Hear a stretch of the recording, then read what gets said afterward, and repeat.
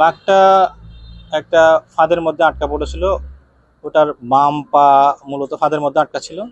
ফাঁদে আটকে যাওয়ার কারণে ওর বাম পায়ের স্কিন, চামড়া এবং মাসল, মাংসপেশি, নার্ভ, এরপরে ব্লাড ভেসেল, এমনকি তার যে টেন্ডন ছিল, টেন্ডনও তার ক্ষতিগ্রস্ত হয়েছে, টেন্ডন ছিঁড়ে গেছে।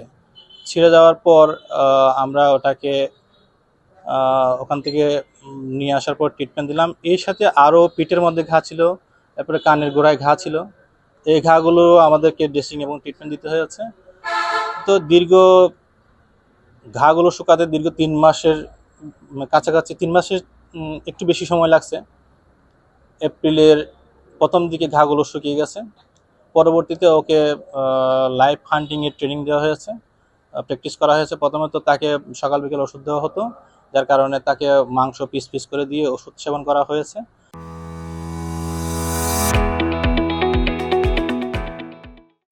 পরবর্তীতে যখন ওর ঘাগুলো হিলিং হয়ে গেছে এবং সুস্থ হয়ে গেছে, তখন আমরা তাকে বড় মাংস, পরবর্তীতে লাইভ হান্টিং করানো হয়েছে। তাকে শুকর শুকর দিয়ে লাইভ হান্টিং এবং ছাগল দিয়ে লাইভ হান্টিং করা হয়েছে।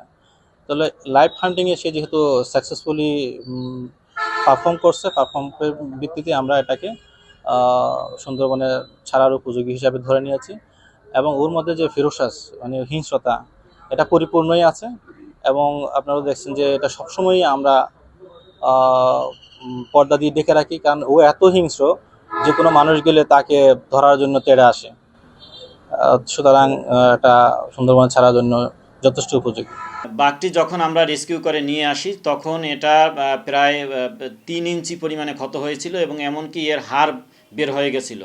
এবং তখন যে মেডিকেল বিশেষজ্ঞ বোর্ড ছিল তারা এমন সিদ্ধান্ত নিয়েছিল যে এটাকে হয়তো কেউ কেউ বলেছিল যে এটার পা কেটে ফেলতে হতে পারে।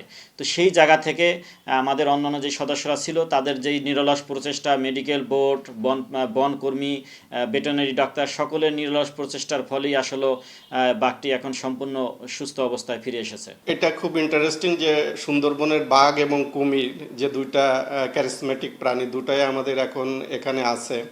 তা আমরা বাঘটিকে সেবা শুশ্রূষা করে সম্পূর্ণ সুস্থ করে তুলেছি। এখন আমরা এটাকে সুন্দরবনে ছাড়ার অপেক্ষায় আছে।